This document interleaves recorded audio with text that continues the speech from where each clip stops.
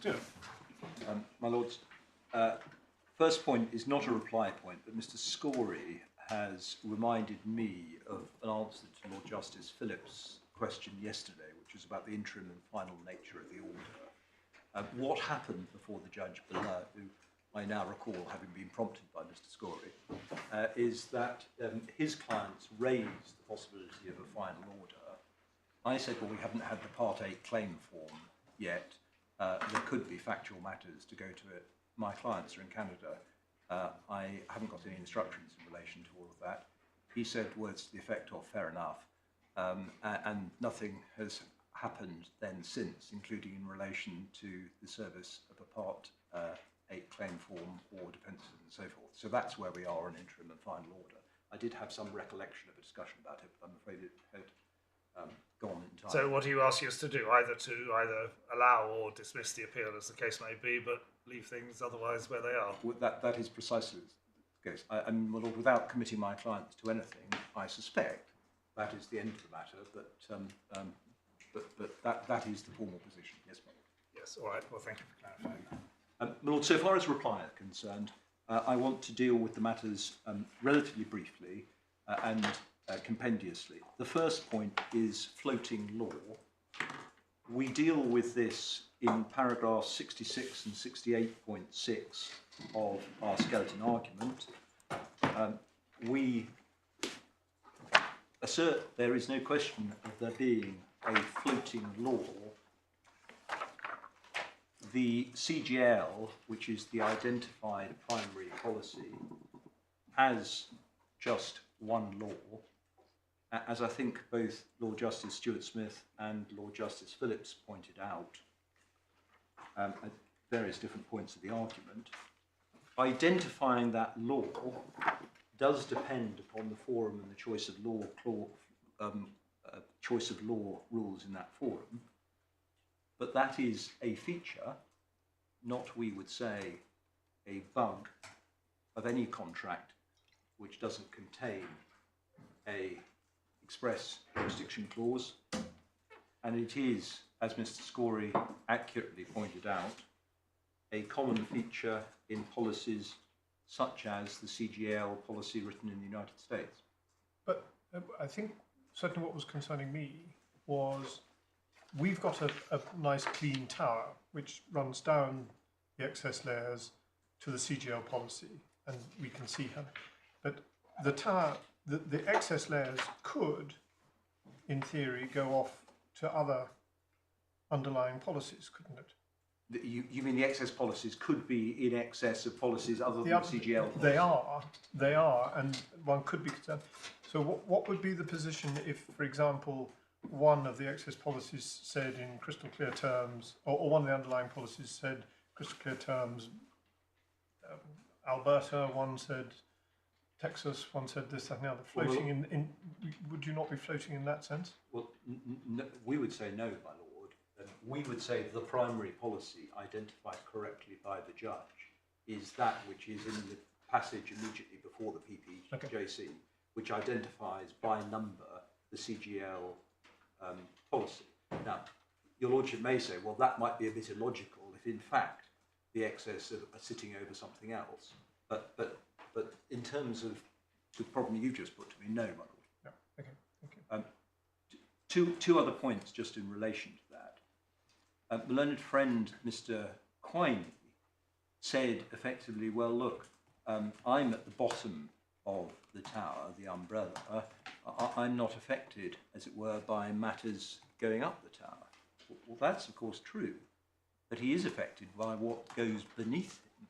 And what is beneath him, in this case, and in a lot of cases, is the CGL policy. That CGL policy being written by his sister company. One can get confused between ACE and Chubb, but to intents and purposes, one is dealing here either with ACE Europe and ACE USA, or Chubb Europe and Chubb USA. They are the same. So it makes entirely common sense from his point of view, sitting as he does at the umbrella, that he has the same jurisdiction, the same forum, deciding jurisdiction in relation to deciding issues in relation to the primary, properly so called, and the umbrella.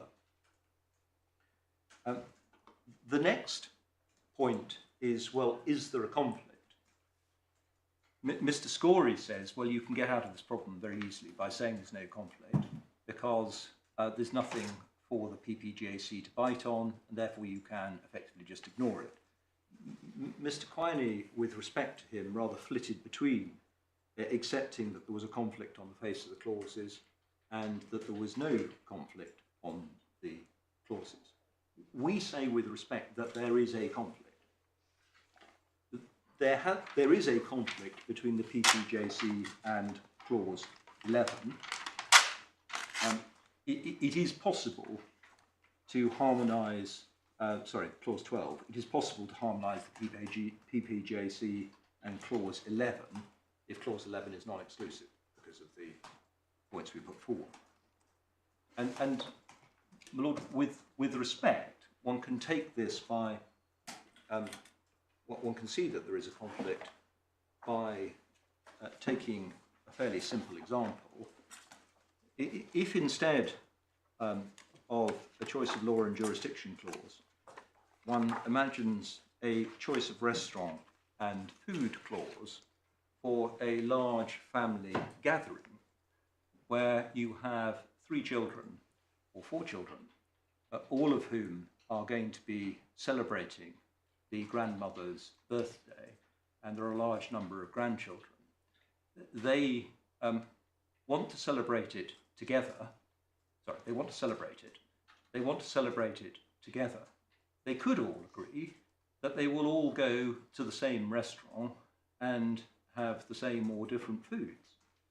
They could all agree that they will go to the same restaurant as Grandma chooses, and they will all have what she has to eat.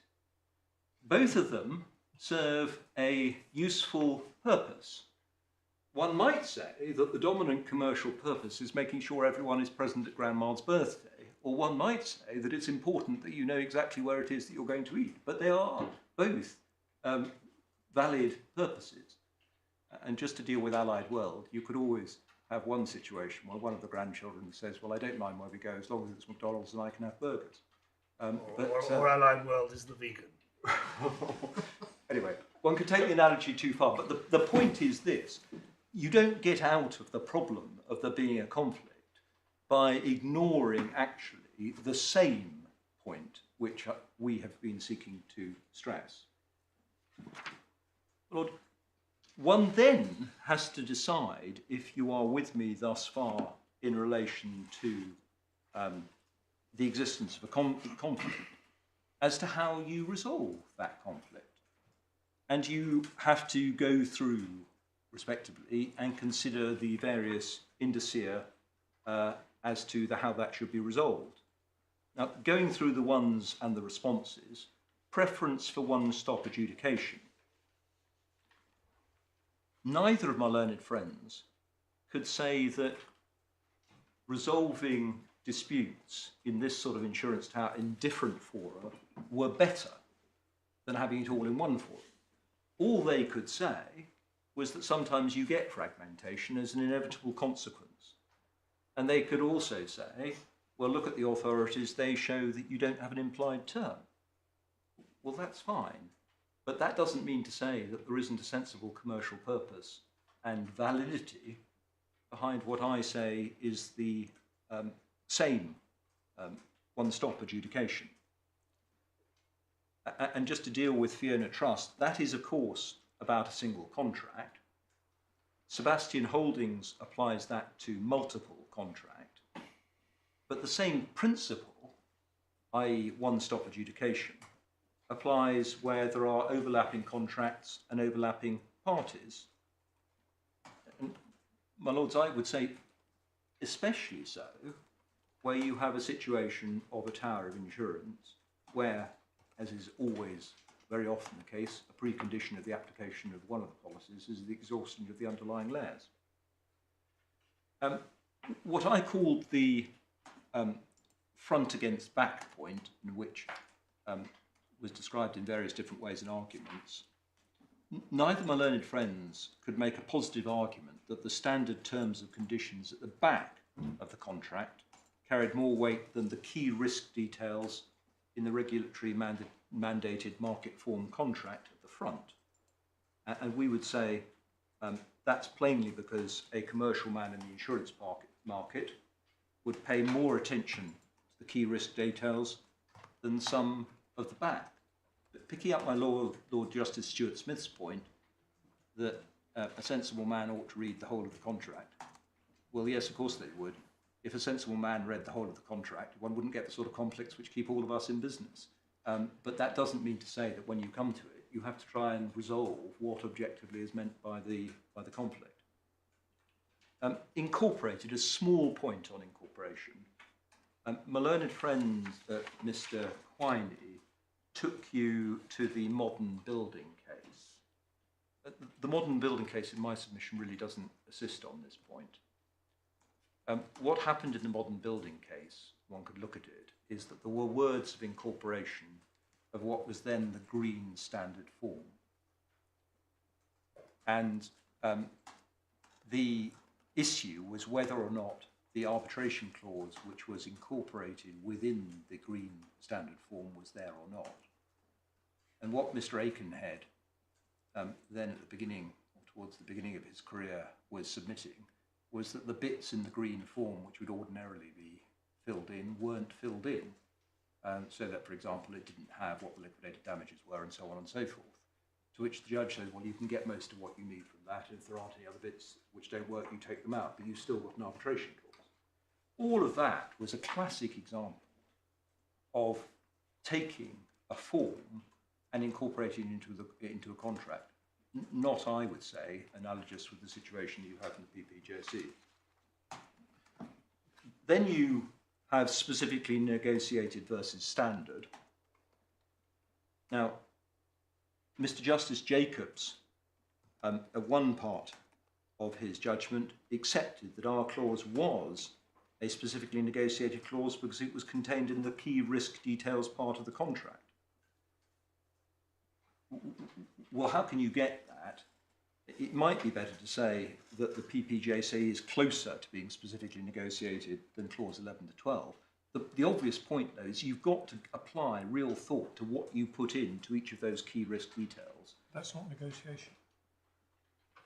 Well, my lord, it is selection for a defined purpose, and you've got headings, choice of law and jurisdiction, under which you have to put it. For what it's worth, in this contract, or in these contracts, there's no rubric saying that the subheadings are not to be taken into account. Choice of law and jurisdiction is where you'd expect to look. By contrast, if you look at the back of the policy in standard terms, all you get is choice of law, which is... in the same way previously with a slip, the broker would just present the slip, and the underwriter would either scratch it or not. The underwriter, if he didn't like a particular term on the slip, would then endorse it separately, and you could see that as being a specific. Here, as I understand your submission yesterday, when you took the whole thing out of your file and said, here we have the document, the document was presented to insurers who either subscribed to it or not. That's not specific negotiation in any meaningful sense of the word. My lord, that's why I made the concessions probably closer to being specifically negotiated than not. Yeah. And negotiated, well, no, I was going to say may, is the wrong word. Selected for the purposes of this contract is better. I'm not sure myself how, in the context of this kind of contract, the specifically negotiated versus standard point is different from the front versus back, or main terms versus conditions point. I mean, I can see that there may be some sorts of contract. I'm thinking of voyage charter party contracts where you have main terms, and otherwise, as per whatever standard form of charter party you might want to incorporate, and that may then involve you in taking a printed form and filling in the details on the front, which set out the main terms. But the way the market operates in the insurance context seems to be slightly different. You've got your front versus back point, and you've made that, but I'm just not quite sure what this adds and how one proves specific negotiation, bearing in mind that negotiations we have drummed into us are inadmissible on questions of construction. I mean, it can't be a question, can it, of looking to see whether there was actual toing and froing on the terms of a clause. And if it's not that, then what is it? No, well, my lord, there are probably 3 points to be made in that. My lord, there is certainly very considerable overlap between the 2 points, the front, what I've called front to back, and that. I'd accept that. Secondly, one can see scope for clauses to be properly described as specifically negotiated. I think I'd have to accept that in relation to the scratch by AWACs. That looks objectively, someone is stuck in handwriting, well, and indeed the other AWACs matters. So you don't have to look beyond the contract to see that someone has looked at this, scratched it, and said, "Little Johnny, I'll only have hamburgers." Yes, I see that in that. So that's a good example where it's apparent on the face of the contract. My lord, yes, taking your going and put backwards, it probably doesn't matter, but it would be pretty difficult to presuppose that the that the premium, for example, for this risk is anything other than the specifically negotiated, but it doesn't appear as such from the terms of the contract. Yes, although the meaning of the premium is not usually a discussion that needs to be had. I suppose it could be, but yes, my lord. Having a brief discussion with Mr. Quiney about CAR policies and the varying different terms upon which they're being extended and the very different terms market from which they're being written. So your lordship may be seeing this space, but yes, of course. Yes, that's right. Yes. My lord, these are all indicia trying to deal with a conflict. That they are inevitably fact specific. My lord, standing back, what do you then get? Well, in my submission, the learned friends case boils down to 2 points. The first is, well, they say their approach has the advantage of certainty. Well, certainty is always valuable in the law. It may be more valuable at the point of dispute resolution than it is at the time of contract formation. But is also the certainty of fragmented disputes with the possibility of conflicting decisions and disharmony. And we say that it has to be set against the advantages, in particular, of which we say is apparent from the terms of the PPJC, of a desire to have all of these disputes heard and litigated together. Last point is that the question with respect is not whether these competing indicia cause the displacement of clause 11 to 12 by the PPJC, but rather weighing all of the factors in the balance, what is the correct interpretation of the contract?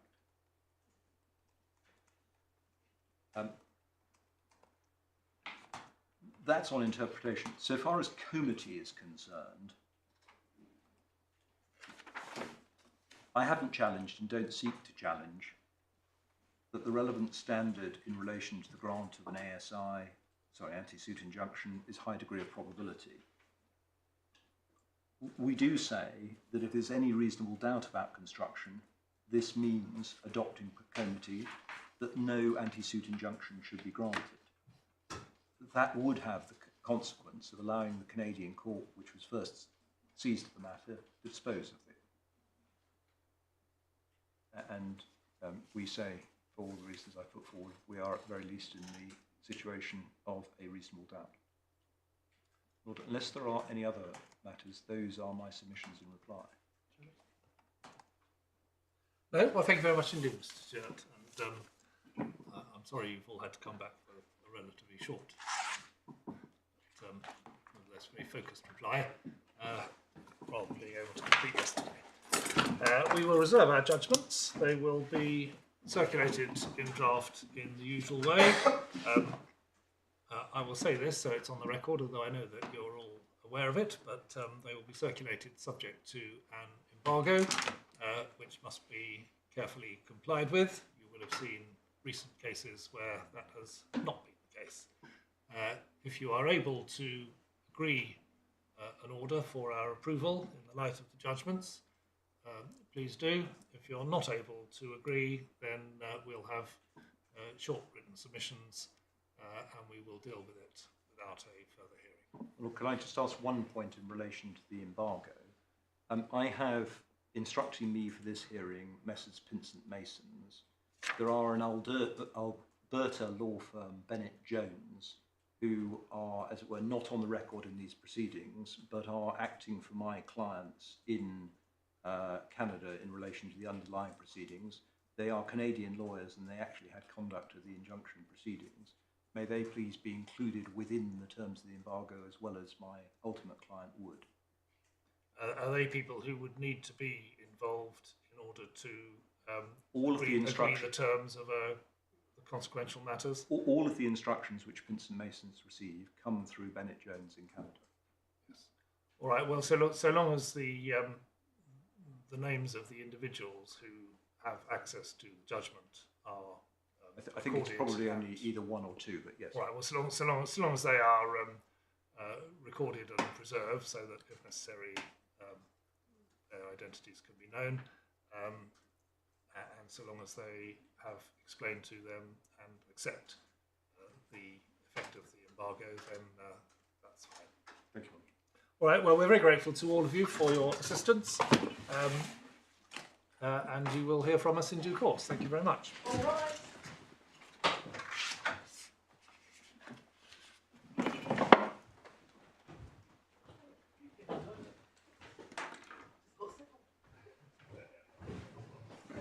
You okay? Thank you for being quick.